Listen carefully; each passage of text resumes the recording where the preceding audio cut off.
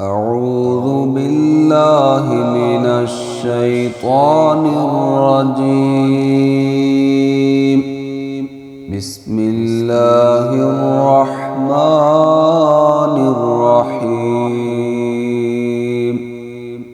ولما توجه تلقاء مدين قال عسى ربي أن يهديني سواء السبيل.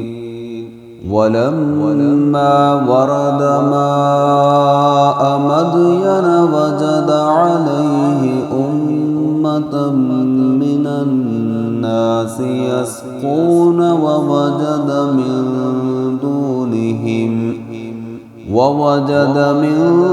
دونهم امرأتين تذودان قال ما خطبكما قالتا لا نسقي حتى يصدر الرعاء وأبونا شيخ كبير. فسقى لهما ثم تولى إلى الظل فقال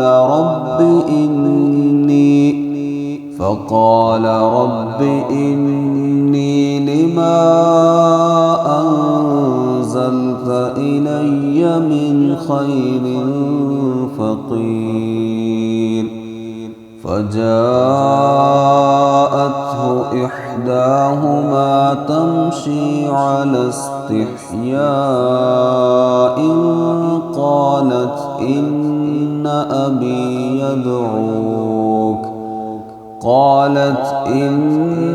أبي يدعوك ليجزيك أجر ما سقيت لنا. فلما جاءه وقص عليه القصص قال لا تخف نجوت من القوم الظالمين. قالت إحداهما يا أبت استأجره إن خير من استأجرت القوي الأمين.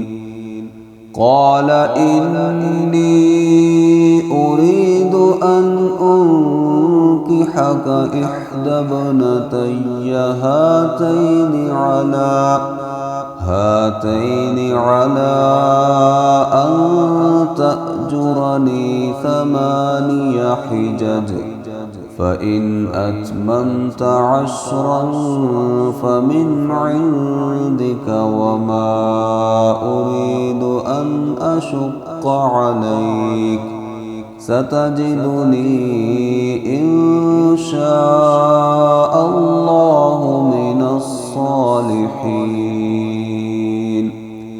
قال ذلك بيني وبينك أيما الأجلين قضيت فلا عدوان علي والله على ما نقول وكيل.